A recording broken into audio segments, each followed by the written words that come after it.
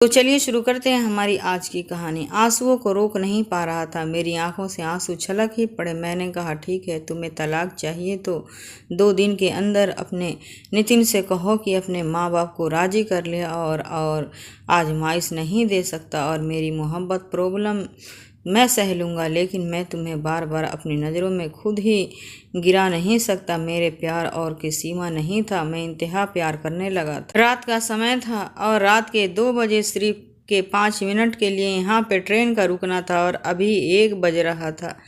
Routing से ज़्यादा आज स्टेशन पर सन्नाटा छाया हुआ था। शायद रात के समय 1-2 मुसाफिर ही ट्रेन के इंतज़ार में होते हैं। बारिश अभी भी बहुत तेज़ हो रही थी कि आज मैंने एक लड़की को स्टेशन के अंदर आते देखा, लेकिन अजीब बात जो थी कि यह थी कि उसने अपना चेहरा एक चादर से छुपा रखा था। बारिश में पूरी भीगी हुई थी। वह बड़ी ही बदहवासी से इधर उधर देख रही थी। जिस बेंच पर मैं बैठा था वह खाली भी था। कुछ ही दूरी पर एक और बेंच था, लेकिन वहाँ पर कुछ और लड़के बैठे हुए थे। वह लड़की बैठने की जगह ढूंढ रही थी। उसके हाथ में एक छोटा सा बैग भी था। उसने मेरी सीट की तरफ देखा तो धीरे धीरे कदम बढ़ाती हुई मेरे बेंच के पास आकर एक कोने में बैठ गई। फिर अपने आसपास एक मोबाइल फ़ोन निकाला और कुछ मैसेजेस करने लगी। मैंने एक नज़र उस पर डाली थी। उसका चेहरा नाक के नीचे से छुपा हुआ था, लेकिन आंखें साफ दिख रही थी। बड़ी ही खूबसूरत आंखें थी। खैर, मैंने अपनी नज़रें हटा ली। कुछ देर बाद कहने लगी, बात सुनो लड़के। मुझे उसके बुलाने का ये अंदाज बहुत ही अजीब लगा था। मैंने पलटकर उसकी तरफ देखा। कहने लगी, दिल्ली की ट्रेन कब आएगी?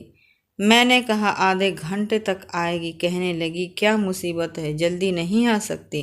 उसकी बेतुकी बात सुनकर मैं क्या जवाब दे सकता था।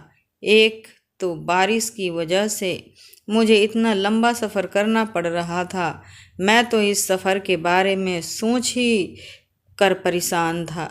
उसके बाद कहने लगी, सुनो, तुम्हारी बोगी नंबर क्या है? मैंने तो ठीक से टिकट अच्छी तरह देखी ही नहीं थी। मैंने कहा, क्यों, आपको क्या करना है? कहने लगी, तुम्हारे बाद मैंने टिकट खरीदी है ना, तो मुझे ये देखना है कि तुम्हारी और मेरी बोगी नंबर एक ही है क्या?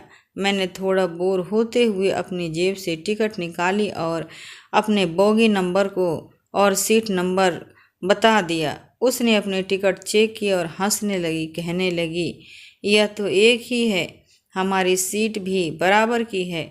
मैंने उसकी बात पर कोई भी जवाब नहीं दिया था और अपना मोबाइल निकाला और अपनी माँ को फ़ोन करके उनसे बातें करने लगा। समय का पता ही ना चला कि ट्रेन आई। तो मैं बातें करते करते वहाँ पर एक चाय की दुकान पर जा चुका था। चाय पीने लगा, लेकिन बातों में मुझे अंदाज़ा ही नहीं हुआ कि ट्रेन कब आकर खड़ी हो चुकी थी।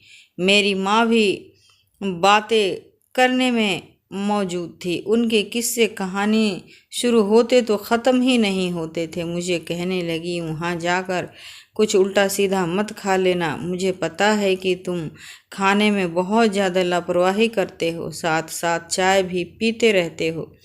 साथ साथ अपनी माँ की तसल्लियाँ भी दे रहा था कि मैं ऐसा भी उल्टा सीधा नहीं खाऊंगा।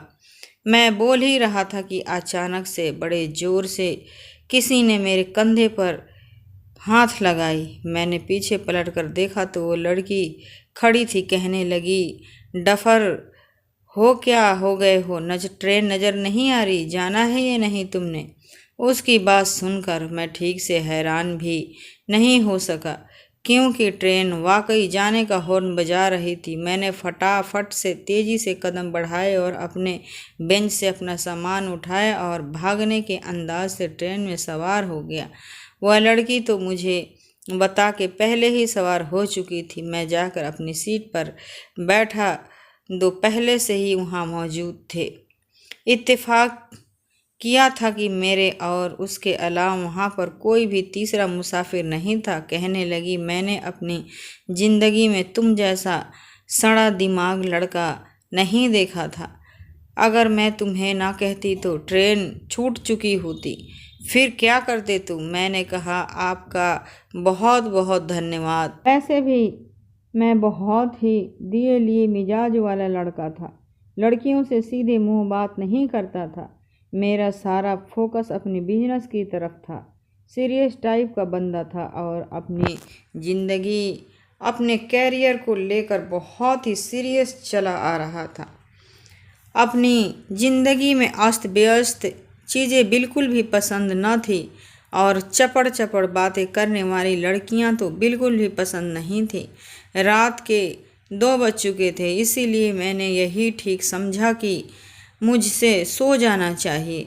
लेकिन इस वक्त एक लड़का अपने उबले हुए अंडों की टोकरी उठाने ट्रेन में आवाज़ लगाने लगा। यह मेरा पहला ऐसा सफ़र था जो मैं इकोनॉमी क्लास में कर रहा था। मैंने अपनी ज़िंदगी में ट्रेन के सफ़र बहुत कम किए थे, ज़्यादातर तो मैं प्लेन का ही सफ़र करता था। वैसे ही वह नौजवान सा लड़का वहाँ से गुजरा। वह लड़की उसे पुकारने लगी, कहने लगी, ओ अंडे वाले भाई ज़रा रुकना। वो फ़ौरन से रुक गया। उसने उसके अंडे लिए, फिर पर्स में से पैसे देखने लगी। काफ़ी देर पर्स देखने लगाने के बाद जब उसे पैसे नहीं मिले तो मुझसे कहने लगी, बात सुनो, तुम्हारे पास 2000 के नोट के खुले हैं क्या? मैंने नाम में सर हिला दिया। कहने लगी, ऐसा करो कि 50 का नोट निकाल कर दे दो। जैसे ही हम देहरादून पहुंचेंगे मैं तुम्हारे 50 रुपये तुम्हें वापस लौटा दूंगी। पता नहीं वो लड़की कैसे किसी अजनबी से इतने फ्रेंडली हो सकती थी। मैंने अपनी जेब से पर्स निकाला और 50 का नोट उस लड़के को पकड़ा दिया। उसने अंडे वाले लड़के को पैसे दिए, उससे अंडे लेकर खाने लगी। फिर एक अंडा मेरी तरफ भी बढ़ा दिया। कहने लगी, खा लो, लेकिन मैंने ना में सर हिला दिया। मैंने कहा, नहीं, मुझे इसकी ज़रूरत नहीं है। कहने लगी, इसकी ज़रूरत नहीं है, सर्दी देखी है कितनी है, और सर्दियों की बारिश में इंसान को उबले अंडे ज़रूर खा लेना चाहिए। मेरी दादी बताती थी कि मैंने कहा कि मुझे नींद आ रही है और मैं सोना चाहता हूँ। कहने लगी, तो मैं तुम्हें कब रोका है, सो जाओ। लेकिन तुम्हें देखकर पता नहीं क्यों ये लगता है कि जैसे पक्के मजनू हो। सच बताओ कि किसी लड़की को धोखा देकर आए हो ना? उसकी इस तरह की बातें पर अब मुझे गुस्सा आने लगा था। मैंने कहा, आप अपने काम से काम रख सकती हैं। जब से बैठी हैं बोले जा रही हैं। मैं आपसे पूछा क्या, आप अकेली सफ़र क्यों कर रही हैं? मेरे सख्त शब्दों पर वह कुछ गड़बड़ा सी गई थी। कहने लगी, मत बताओ, मिर्ची क्यों चबा रहे हो? बंदा आराम से भी तो बता सकता है। मैंने कौन सा तुम्हारे सर पर बंदूक तान कर पूछा है? नहीं बताना तो मत बताओ, अंडा नहीं खाना तो मत खाओ।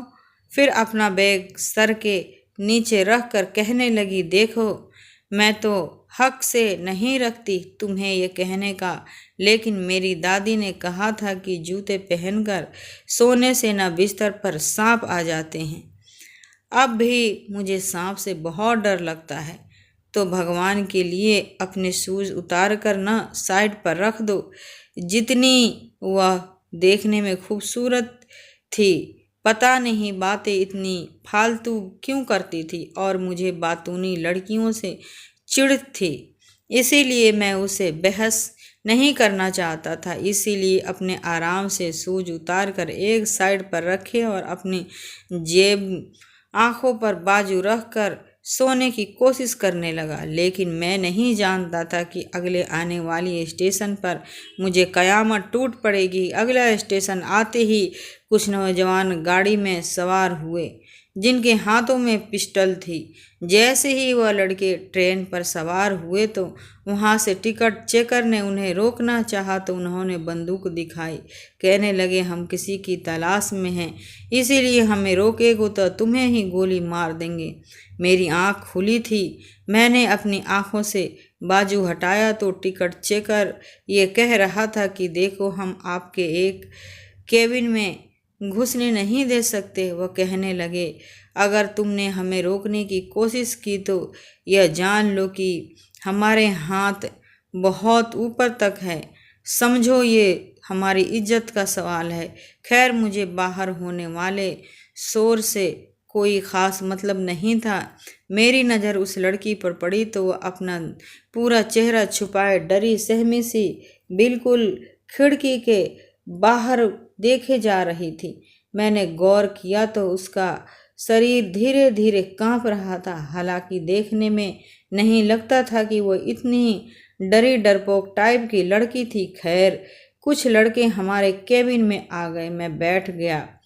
वो टिकट चेकर भी उनके साथ था। वह उस लड़की से कहने लगे, लड़की अपना चेहरा दिखाओ हमें। लेकिन वह कहने लगी, मैं क्यों अपना चेहरा दिखाने लगी? देखो, मैं अपना चेहरा यहाँ पर किसी को नहीं दिखाऊंगी। मेरा पति बहुत ही सख्त मिजाज का है। और फिर वो मुझसे कहने लगी, सुनते हो जी, ये क्या कह रही हैं? देखो तो जरा। वह मुझसे न जाने क्यों संबोधित कर रही थी। मैं हैरत से उसे देख रहा था। कहने लगी, यह मेरे पति हैं। देखो, मेरे पति को बहुत बड़े बड़े लोगों से संबंध है। अगर तुम मुझ पर चेहरा दिखाने की जबरदस्ती की तो यह तुम पर केस भी कर देगा। मैं तो उस चालाक लड़की को देखकर हैरान हुआ था। फौरन से अपनी सीट से उठकर मेरे पास आ गई। मैंने कहा, क्या बदतमीजी है यह? उसने मेरा हाथ पकड़कर दबा दिया और आंखों में विनती कर मुझे देखने लगी, जैसे कह रही हो कि मैं उसकी इज्जत रख लूं। लेकिन मैं नहीं जानता था कि उसकी बात पर हामी भरना मुझे इतना बड़ा महंगा पड़ सकता है। मैंने कहा, हाँ, यह मेरी पत्नी है और मैं इस बात की अनुमति आपको नहीं देता कि आप मेरी पत्नी को यूं बेइज्जत करके उसका चेहरा देखने की कोशिश करें। वह लड़के अंदर आ गए। कहने लगे, पिछले 4 केबिन हम देखकर आ चुके हैं। किसी भी पति ने अपनी पत्नी को दिखाने से इनकार नहीं किया है। अगर वह सो रही होती तब भी चादर उठाकर उसका चेहरा दिखाया जा सकता था। हम यहाँ एक लड़की की तलाश में आए हैं जो कि घर से भागी है और हम उसके भाई हैं। हम उसे जिंदा नहीं छोड़ेंगे। हमें खबर मिली है कि वह इसी ट्रेन में है। देखो, अगर तुम्हारे बड़े बड़े लोगों से संबंध है तो हमारे भी हाथ ऊंचे हैं। हर हाल में हम इस लड़की को देखकर ही जाएंगे। अगर यह लड़की हमारी बहन ना हुई तो हम यहाँ से चुपचाप चले जाएंगे। इस बात पर इतना तमाशा बनाने वाली कोई बात नहीं है। अब मैं समझ गया था कि वह लड़की घर से भाग कर आई थी। मैं क्या कर सकता था? उन लड़कों में से किसी लड़की ने कहा कि तुम अपना चेहरा दिखाती हो या हम जबरदस्ती तुम्हारे चेहरे से यह चादर हटा दें। अब तो उसे लड़की का भंडा फूट जाएगा। मैंने सोचा कि इसे इतना बड़ा कदम उठाना नहीं चाहिए था। खैर, उसे लड़की ने डरते डरते अपनी चादर अपने चेहरे से हटाई थी। उसका चेहरा देखते ही वह लड़के गुस्से में आ गए और उसके सर पर पिस्तौल तान दी। कहने लगे, क्या सोचा था तुमने? तुम हमारी आंखों में धूल झोंक कर भाग जाओगी? उसे लड़की ने मेरा हाथ पकड़ लिया। कहने लगी, भाई, मैं इससे शादी कर चुकी हूँ। ये मेरा पति है। यह सुनना था कि मेरे होश हवास उड़ गए थे। मैंने कहा, नहीं नहीं, मैंने सोचा ऐसा कुछ नहीं हुआ। यह बात सुनकर वो कहने लगी, क्यों घबरा रहे हो? जो कुछ होना था वो हो चुका है। हम शादी कर चुके हैं। अब कुछ भी नहीं हो सकता। तुम डरो मत। मैंने उस लड़के को गुस्से से देखा था। मैंने कहा, क्यों झूठ बोल रही हो? कहने लगी, डरो मत, मैं सब कुछ संभाल लूँगी। फिर अपने भाई के पास जाकर खड़ी हो गई। कहने लगी, मैं उस लड़के से शादी कर ली है। आप जो कुछ मेरे साथ करना चाहते हैं कर सकते हैं। वो लड़का उस लड़की के साथ साथ मुझे भी अपने साथ घसीट कर ले गए। मैं बार बार कहता रहा कि मैं इससे कोई शादी नहीं की है, यह झूठ बोल रही है।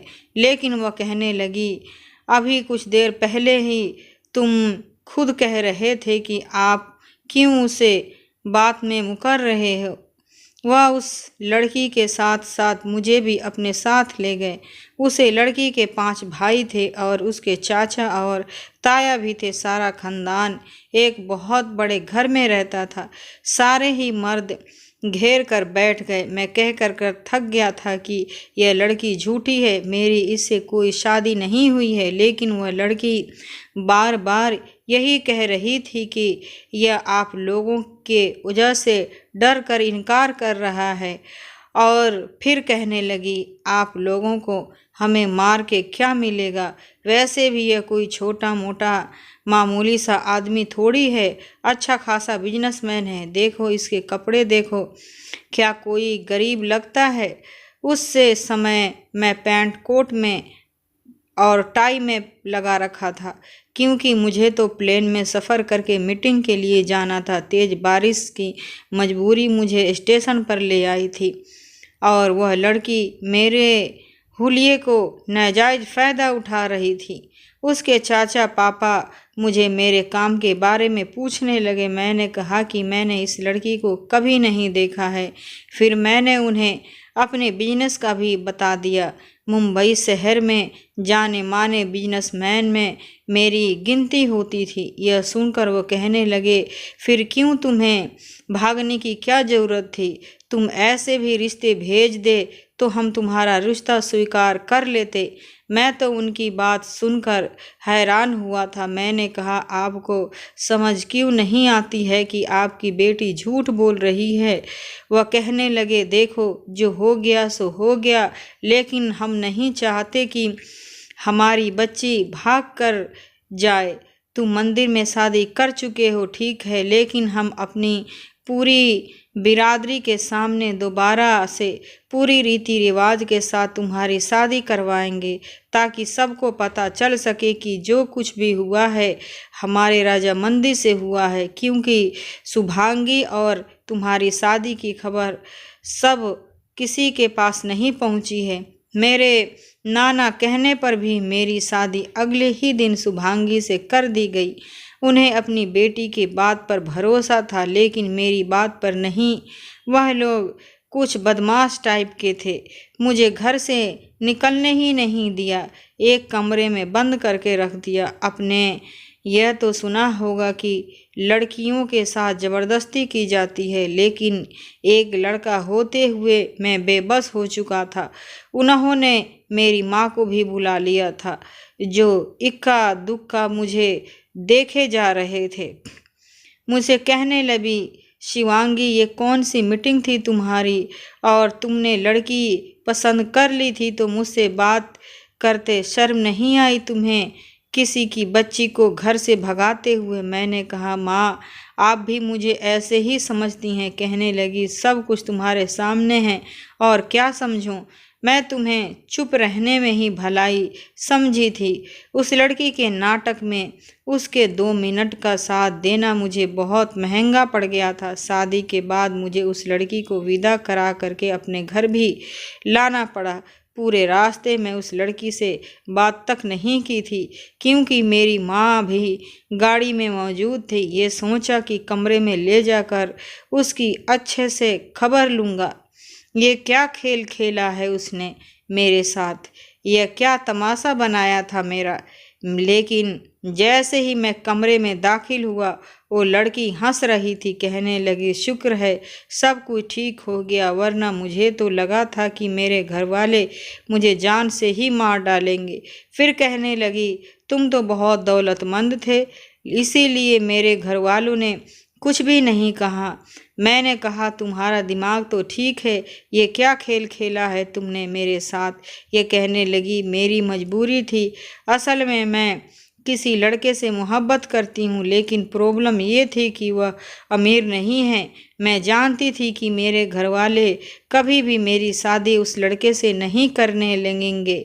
मैं उसकी खातिर ही घर से भाग गई थी, लेकिन वह स्टेशन पर आया ही नहीं था। इससे पहले ही स्टेशन पर पहुंचता ट्रेन आ चुकी थी, इसलिए मुझे ट्रेन में चढ़ना पड़ा। फिर उसका मैसेज आया कि वह मुझे दिल्ली में ही मिलेगा, लेकिन इससे पहले मेरी भाई मुझे तक पहुंच गए मेरे पास, और कोई रास्ता नहीं था। इसीलिए मैंने तुम्हारे साथ ही यह नाटक किया था, क्योंकि तुम्हारे हुलिये से लगता था कि तुम कोई बहुत ही अमीर आदमी हो। मेरे पास इस वक्त कोई और चारा नहीं था, इसीलिए सोचा कि अगर मैं तुम्हारी पत्नी बनने का नाटक करूंगी तो मेरे घर वाले को कोई एतराज़ नहीं होगा। तुम निश्चिंत रहो, ये शादी सिर्फ कागजी शादी रहेगी। उस लड़की ने बड़े आराम से मुझे अपने मकसद के लिए इस्तेमाल किया था। पहले मुझे उस पर जितना गुस्सा आता था उतना कम था। मैंने कहा, क्या तुम्हें मुझे पागल समझ रखा है? जब तुम्हें चाहोगी मुझे इस्तेमाल करोगी और मैं इस्तेमाल होता रहूँगा। वह कहने लगी, देखो, यह मेरी सबसे बड़ी मजबूरी थी। तुम्हें क्या फ़र्क पड़ता है? तुम एक मर्द हो, जब चाहो तलाक दे सकते हो, दूसरी शादी कर सकते हो, लेकिन मेरे माँ बाप मेरी शादी कभी भी उस लड़के से नहीं करने देंगे। क्या इंसान का गरीब होना इसका सबसे बड़ा ऐब है क्या? इस वक्त वह लड़की काफ़ी सीरियसली बात कर रही थी। आंखों में भी आंसू झिलमिला रहे थे। मैं खामोश हो गया। मैंने सोचा कि मेरा बाकी कुछ नहीं हो गया था। यह कहकर उस लड़की ने अपने बैग से सदा सा ड्रेस निकाला और वॉशरूम में चली गई। मैं भी आराम से बेड पर लेट गया। वॉशरूम से बाहर आई तो सादे कपड़ों में सोफे पर जाकर लेट गई। कुछ दिन यूं ही गुजर गए थे।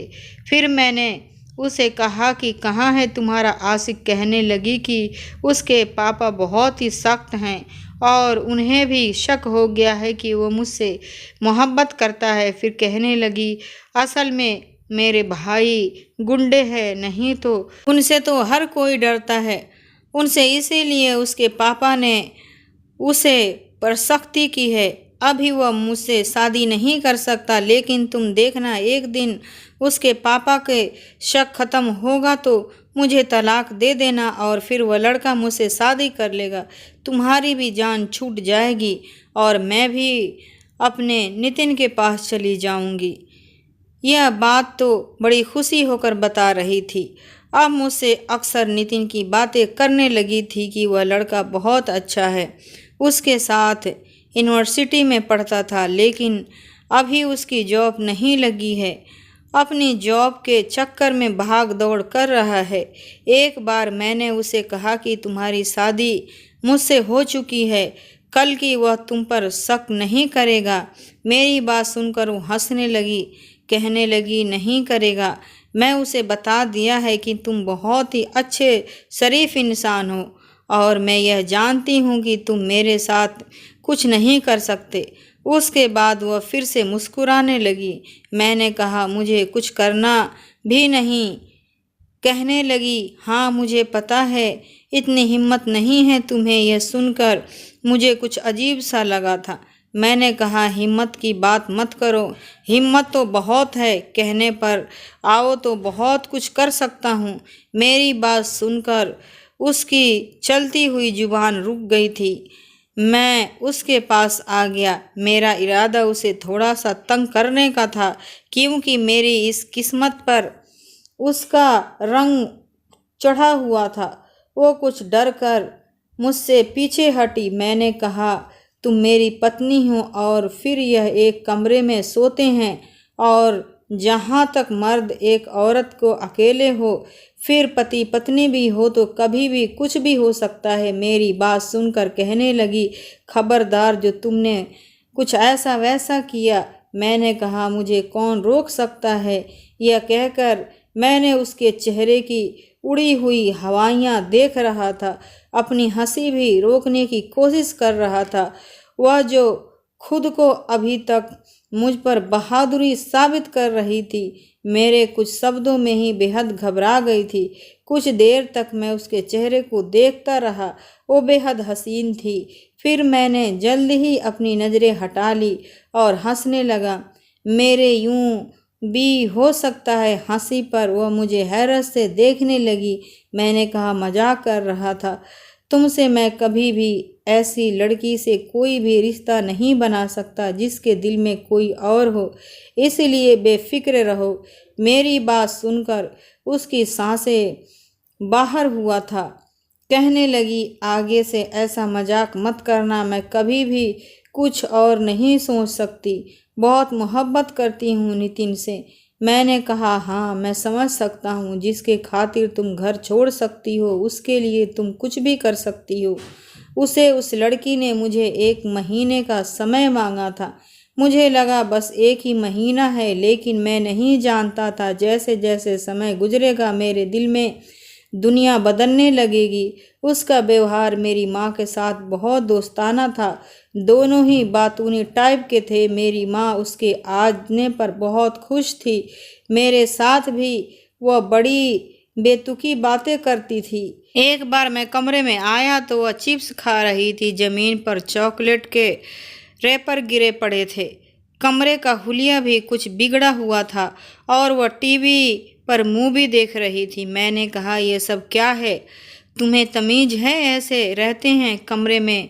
कुत्ता भी अपनी जगह पर बैठे तो उस जगह को साफ करके बैठता है। मेरी बात सुनकर हंसने लगी। कहने लगी, मैं जानवर नहीं हूँ और वैसे भी मुझे ऐसे लोग बिल्कुल पसंद नहीं हैं, क्योंकि किसी मशीन की तरह से ज़िंदगी गुजारे, घड़ी की सुइयों की अनुसार सांस ले। कभी कभी जीवन में अस्त व्यस्त होना भी अच्छा लगता है। मैं तो जिंदगी गुजारने का ढंग ही नहीं है। मैंने कहा, जमीन पर खाने पीने की चीज़ें फेंकना, कमरे का हुलिया बिगड़ता क्या ढंग है जिंदगी जीने का? यह क्या कहने लगी? कभी तुमने अपनी जिंदगी पर गौर किया है? तुम्हारी जिंदगी में कोई जान ही नहीं है। बस सीधा साधा ऑफिस जाते हो, ऑफिस से घर आते हो, हर चीज़ तुम्हें परफेक्ट मिल जानी है और तुम इसी में खुशी होते हो। कभी एक दिन मेरे साथ मेरे तरीके से ज़िंदगी गुजार कर देखो, तुम्हें पता चल जाएगा ज़िंदगी क्या होती है। मैं उसकी बातें सुनकर हैरान हो गया था। अगले दिन संडे था। मैंने कहा, ठीक है, कल का दिन मैं तुम्हारे साथ गुजार कर देख लेता हूँ। मुझे भी तो पता चले कि तुम्हारे नज़दीक ज़िंदगी में क्या चल रहा है। मेरी बात सुनकर वो बेहद खुश हुई थी। कहने लगी, कल का दिन तुम्हें अपनी ज़िंदगी का यादगार दिन लगेगा। मैंने कहा, देखते हैं। यह कहकर मैं बेड से तकिया उठाया और उसके हाथ में दबाए। मैंने कहा, जाओ, जाकर अपनी जगह पर सो जाओ। वह सोफे पर जाकर लेट गई। अगले दिन सुबह सुबह उसने मुझे उठा दिया, मुझे अपने साथ समंदर के किनारे ले गई। समंदर तो मैं बहुत पहले से ही बार गया था, लेकिन शुभांगी के साथ पहली बार गया था। उसकी मर्जी से ही मैंने एक हाफ ट्राउज़र और टी शर्ट पहनी हुई थी, वरना बाहर निकलते हुए भी मैं अच्छे से तैयार होकर निकलता था। आम कपड़ों में कभी नहीं जाता था। समंदर पर इस वक्त बहुत कम भीड़ थी। समंदर देखकर तो उसके चेहरे की खुशी देखने के लायक थी। मुझसे कहने लगी, आओ ना, पानी में चलते हैं। मैंने कहा, नहीं, मुझे यह सब पसंद नहीं है। मैं दूर से ही समंदर देखना पसंद करता हूँ। तो वह मेरे पास आई और मेरे बड़े प्यार से मेरा हाथ पकड़कर कहने लगी, आज मेरी मर्जी से ज़िंदगी गुजार कर देखो, तुम्हें बहुत अच्छा लगेगा। ये कहकर मुझे पानी में ले गई। पानी जब मेरे पाँव से ऊपर पहुँचा तक मैंने उसका हाथ पकड़कर रोक दिया। मैंने कहा, शुभांगी, बस यहीं तक ठीक है, इससे आगे जाना मैं नहीं चाहता था, क्योंकि मेरे गहरे पानी से कुछ डर महसूस होता है। अब मैं एक मर्द था तो इस बात का इजहार तो नहीं कर सकता था। वो कहने लगी, इसके बाद ही तो समंदर में जाने का मज़ा आता है। आओ ना, मैं हूँ तुम्हारे साथ, कुछ भी नहीं होगा, इतना डरने की ज़रूरत नहीं। उसकी बात सुनकर मुझे हैरत हुई थी। मेरी हालत को तो वह कैसे समझ गई थी। मैंने कहा, मैं डरता नहीं हूँ। कहने लगी, मैं जानती हूँ, तुम्हारे चेहरे पर साफ दिख रहा है कि तुम्हें पानी से डर महसूस होता है। वह मुझे गहरे पानी में ले गई। मुझे गुस्सा उस समय आया जब उसने पानी की चित मुझ पर उड़ाई। बिल्कुल बचकाना हरकतें थी। उसकी। मैंने कहा कि यह क्या बदतमीजी कर रही हो। कहने लगी, लाइफ एंजॉय करो। वह बार बार मुझ पर पानी फेंक रही थी। पहले तो मैंने उसे मना नहीं किया, पानी मैंने भी फेंकी, उस पर फेंकना शुरू कर दिया। जिंदगी का नया रंग देखा था मैंने उसके साथ खूब इंजॉय किया। पानी से बाहर आने के बाद वो मुझे गोलगप्पे के ठेले पर ले गई। 12-12 गोलगप्पे के 2-2 प्लेट बनवाए। मैंने कहा, ये नहीं खाऊंगा, मैं कभी ठेले की चीज़ नहीं खाई थी, हमेशा एक अच्छे रेस्टोरेंट से खाता हूँ।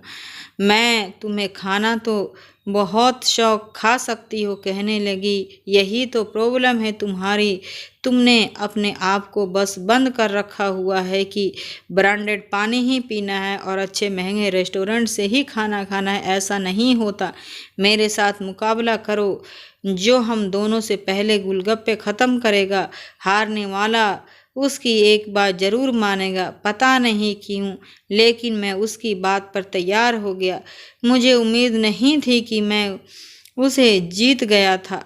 मुझे पूछने लगी कि बताओ, मैं तुम्हारी क्या बात मानूं। मैंने कहा, अभी नहीं, समय आने पर बताऊंगा। रात तक मैंने पूरा समय शुभांगी के साथ ही गुजारा था। एक आम होटल से खाना खाया था जो बहुत ही मज़े का खाना था। पानी स्टील के गिलास से पिया, वो भी नकले का। वो हर चीज़ मुझे खिलाने के बाद कहती थी, देखो कुछ भी नहीं हुआ, ये तो बड़े बड़े रेस्टोरेंट होते हैं ना, ये भी खाना ऐसे ही बनाते हैं, बस अच्छे प्लेट में हमारे हमेशा पेश कर देते हैं, तो हमें लगता है कि सफाई सुथरा का ख्याल रखा गया है। लेकिन अगर तुम उनके किचन में जाकर देखोगे तो इस ढाबे से वाले से भी ज़्यादा गंदे होते हैं। उसने मुझे ज़िंदगी का एक अलग नज़र दिखाया था। बहुत अच्छी थी वह। पहली बार मुझे लगा कि काफ़ी मैं ज़िंदगी का जिया हूँ, गुजारा नहीं। उसके बाद मेरी दोस्ती शुभांगी से बनने लगी थी। वह मुझे अच्छी लगने लगी थी। एक बार मुझे कहने लगी, तुम्हें पता है, नितिन ने मुझे आम जिंदगी जीने का ढंग सिखाया है, वरना मैं भी बहुत डरती थी अपने भाइयों से। हमारे घर का माहौल बहुत सख्त था। फिर नितिन की तारीफ में करने लगी, उसके बारे में बातें करने लगी, लेकिन पहली बार मुझे उसके मुंह से नितिन नाम बुरा नहीं लग रहा था, मुझे उसकी बातें भी बुरी लग रही थी। मैंने कहा, शिवांगी, तुम मुझे नितिन की बातें मत किया करो। मैंने यूं कहने पर वह हैरान थी। कहने लगी, क्यों ना करूं, हम दोस्त हैं ना। तुम भी अपनी किसी गर्लफ्रेंड का किस्सा मुझे सुना सकते हो। मैंने कहा, मेरी ज़िंदगी में कोई लड़की नहीं है, मैंने कभी किसी लड़की को गौर से देखा नहीं है, बस तुम नितिन का जिक्र मेरे सामने मत किया करो, मुझे अच्छा नहीं लगता। वो कहने लगी, क्यों अच्छा नहीं लगता। उसके सवाल पर मैं उसकी आंखों में देखने लगा। उसे कह नहीं सकता था कि मुझे नितिन से जलन महसूस होने लगी है। मैंने कहा, छोड़ो इस बात को, तुम ये बताओ कि अगर तुम्हारी ज़िंदगी में नितिन ना आता और मेरा रिश्ता तुम्हारे लिए आता तो तुम क्या करती। मैं जानना चाहता था कि वह मेरे बारे में क्या सोचती है, मैं उसे कैसा लगता हूँ। पता नहीं क्यों यह तमन्ना मेरे दिल में जगी थी, लेकिन मैं बेबसी मेरी बात पर वह मुझे गौर से देखने लगी। उसी वक्त वह मेरे साथ बैठी भुट्टा खा रही थी। कुछ देर के लिए वह मुझे बड़े ही प्यार से देखने लगी। कहने लगी, अच्छे खासे हो तुम अगर मेरी ज़िंदगी में नितिन ना आता तो तुम मुझे पसंद आ जाते। Not a bad choice. उसके जवाब नहीं तो मेरे दिल ने एकदम सुकून भर दिया था। मैं नहीं जानता था कि मैं क्यों खुश हुआ, लेकिन मैं बहुत खुश था। मेरे लिए यह दिन एक यादगार का दिन बन चुका था। मेरा दिल किसी और लय पर धड़कने लगा था। शुभांगी बहुत अच्छी लगने लगी थी मुझे। एक बार मैं अपनी स्टडी रूम में रात के काम में बिजी था जब मुझे कमरे से शुभांगी के चिल्लाने की आवाज़ आई। मैं फ़ौरन से स्टडी रूम से बाहर आया और अपने कमरे में तेज़ी से कदम बढ़ाकर पहुंचा था। जैसे ही मैंने दरवाज़ा खोला और अंदर पहुंचा, वो बहुत ज़्यादा घबराई हुई थी और एकदम भागकर मेरे सीने से लग गई। कहने लगी, दिव्यांश, कमरे में छिपकली है और मुझे छिपकली से बहुत डर लगता है। सामने देखो, छत पर है, जिसे देखकर ही शायद वह चिल्लाई थी। मैंने ऊपर छत के ऊपर देखा, वह छिपकली लगी हुई थी। उसके ही अचानक से मेरे सीने से लग जाने से मेरे अंदर तो जैसे उधम सिंह मच गई थी। मेरा दिल जोर जोर से धड़क रहा था और सुबह तो शुभांगी के दिल की धड़कनें और भी अंदर तक सुनाई दे रहा था। ना चाहते हुए भी मैंने उसे अपनी बाहों में घेर कर भर लिया था। मैंने कहा, तुम मेरे साथ हो, तुम्हें डरने की कोई ज़रूरत नहीं, मैं हूं ना। यह कह रही थी कि मुझे बहुत डर लग रहा है। एकदम ही कमरे में लाइट बंद हो गई थी, बल्कि पूरे इलाके में ही लाइट जा चुकी थी। जनरेटर भी खराब था, वैसे भी मौसम सर्द था। मैं उसके अपने साथ लिए बेड पर ले आया। कहने लगी, लाइट क्यों चली गई? जनरेटर क्यों बंद नहीं चल रहा है? मुझे अंधेरे से डर लगता है। मैंने कहा, खराब है, कल ही मुझे नौकरों ने बताया था। मौसम सर्द है, इसीलिए मैंने इस बात पर ज़्यादा ध्यान नहीं दिया था, लेकिन मुझे नहीं मालूम था कि आज ही लाइट भी चली जाएगी। कहने लगी, छिपकली मुझ पर गिर गई तो? मैंने कहा, कुछ नहीं होता, मैं हूं ना। मैंने मोबाइल की लाइट ऑन कर दी। छिपकली सोफे की पिछली ऊपर छत पर चिपकी हुई थी और शुभांगी मेरे साथ लगी हुई थी। मेरा तो जी चाह रहा था कि यूं ही समय थम जाए।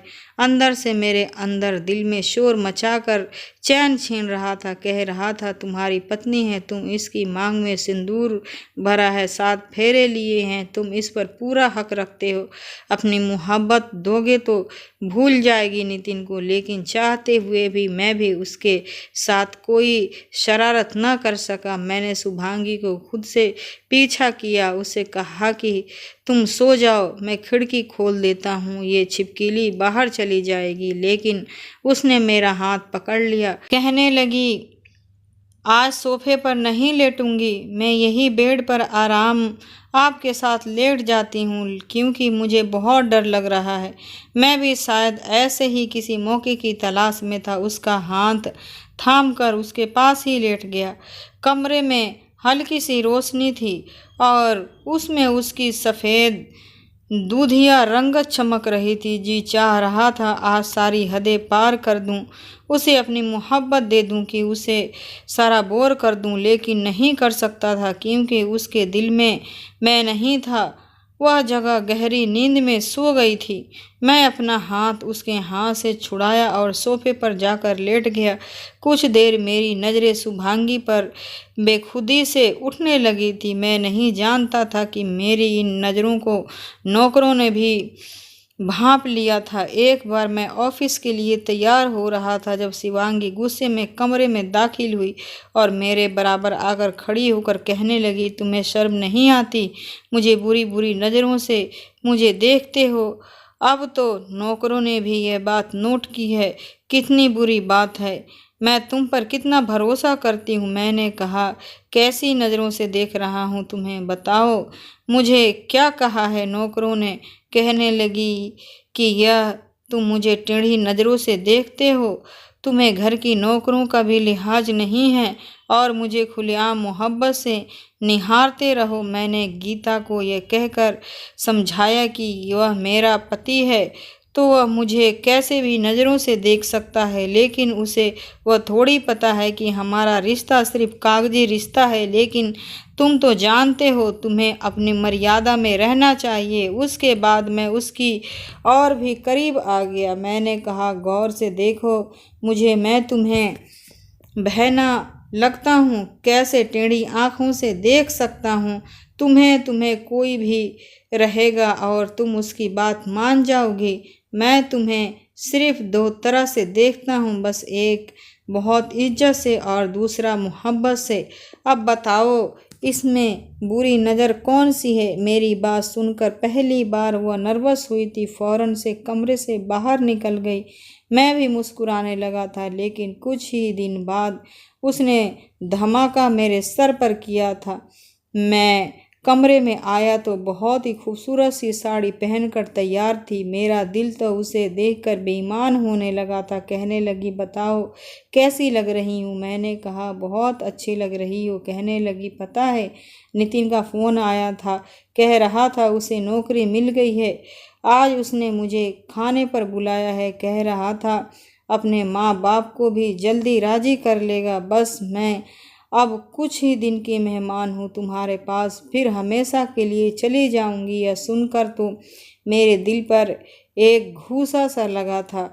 मैंने अपनी नज़रों से फ़ौरन से हटा ली। मेरा दिल बड़ी बेचैनी से धड़क रहा था। मैं चाहता था कि वह कहीं ना जाए। कहने लगी, ऐसा करो तो मुझे रेस्टोरेंट तक छोड़ दो, या फिर ड्राइवर से कह दो कि वह मुझे छोड़ दे। शाम के 8 बजे तक मैं इसी लिए घर आ गया था कि आज शुभांगी के साथ कहीं लॉन्ग ड्राइव पर जाऊंगा, लेकिन उसकी बातें सुनकर मैं बहुत बोझ सा दब गया था। मैं नहीं चाहता था कि वो अपने हसीन रूप के साथ नितिन के सामने जाए। पता नहीं क्यों मुझ पर बेचैनी सी छाई थी। अब मैं खुद पर ज़्यादा कंट्रोल नहीं कर सकता था। मेरे अंदर के जज्बात कंट्रोल से बाहर हो चुके थे। मैंने उसके दोनों बाजू से पकड़कर गुस्से से कहा कि कहीं नहीं जाओगी शुभांगी, तुम मेरी पत्नी हो। तुम्हें इतनी हसीन रूप में देखने का हक सिर्फ और सिर्फ मेरा है। मैं नहीं चाहता कोई और तुम्हें ऐसे देखे। तुम्हारा हुस्न मेरे लिए है। मैं तुम्हें कहीं नहीं जाने दूंगा। कहने लगी, तुम्हारा दिमाग तो ठीक है, मैं तुमसे तलाक लेना चाहती हूँ। तुम जानते हो सब कुछ एक नाटक था। मैंने कहा, मैं तुम्हें भी तलाक नहीं दूंगा, समझी। भूल जाओ नितिन को, अपने दिल से उसे निकाल दो। मैं कुछ भी बोले जा रहा था, वो हैरत से आंखें फाड़े मुझे देख रही थी। उसने मुझे खुद से आज़ाद किया। कहने लगी, पागल हो गए हो क्या? मैं तुम्हें पहले भी कह चुकी हूँ कि मैं तुमसे मजबूरी में शादी की थी। मैंने कहा तो मैं क्या करूँ, मेरा दिल नहीं मानता। मैं तुम्हें तलाक नहीं दे सकता शुभांगी, कभी भी नहीं दे सकता। ये कहकर मैं कमरे से बाहर आ गया, स्टडी रूम में आकर बैठ गया और सिगरेट पीने लगा।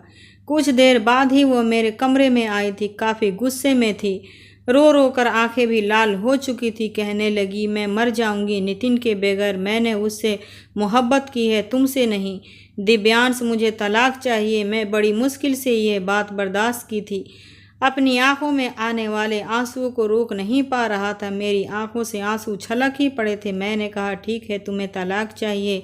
2 दिन के अंदर अपने नितिन से कहो कि अपने माँ बाप को राजी कर ले। अब और आजमाइश नहीं दे सकता। मेरी मोहब्बत मेरी प्रॉब्लम है और ये सह लूँगा, लेकिन मैं तुम्हें बार बार अपनी नज़रों के सामने रख कर अपने घर पर नहीं रख सकता। मैंने कहा, जो यहाँ से मेरे सामने मत आना। खाने लगी, मेरा मकसद तुम्हारा दिल तोड़ना नहीं था। मैंने कहा, शुभांगी जाओ यहाँ से। मुझे नहीं पता तुम्हारा क्या मकसद था, लेकिन मैं तुम्हारा मकसद को पूरा करने के लिए नहीं हूँ। एक जीता जागता इंसान हूँ। सीने में एक दिल भी है और जज्बात भी है। आसान नहीं होता ये सब बर्दाश्त करना एक मर्द के लिए। अपने हक में आई हुई लड़की के साथ एक ही कमरे में बिना छुए उसके साथ रहना, लेकिन मैं ही आजमाइश दी है। लेकिन अब और कोई आजमाइश नहीं दे सकता। आज मेरी ज़िंदगी के लिए हमेशा से चले जाओ, या फिर मैं तुम्हें कभी भी जाने न दूंगा। 2 दिन का समय है तुम्हारे पास। मेरी बात सुनकर वह कमरे से बाहर चली गई थी। मैंने पूरी रात स्टडी रूम में सिगरेट पीकर गुजारी थी। अगली सुबह मुझे बुखार हो गया था, लेकिन मैं शुभांगी के कमरे में नहीं गया था। गेस्ट रूम में जाकर लेट गया था। बुखार बहुत तेज था, इसीलिए मैं कुछ बेहोशी की हालत में था। मुझे लगा जैसे मुझे माथे पर कोई पानी की पट्टियाँ कर रहा है। देखा तो शुभांगी थी। मैंने गुस्से से उसका हाथ झटक दिया। मैंने कहा, क्या करने आई हो यहाँ? जो यहाँ करने आई हो वो कर लो। तुम्हें बहुत तेज बुखार है। मैंने कहा, मर तो नहीं जाना है ना? मर भी जाऊं तो तुम्हें कोई फर्क नहीं पड़ेगा। जो यहाँ से मेरी बेरुखी से वह आंसू बहाते हुए बाहर चली गई थी। मैं भी क्या करता, इंसान था, पत्थर तो था नहीं। अब मेरा बुखार कुछ कम हुआ तो मैं कमरे से बाहर आया। नौकरों से पता चला कि वो घर से जा चुकी है।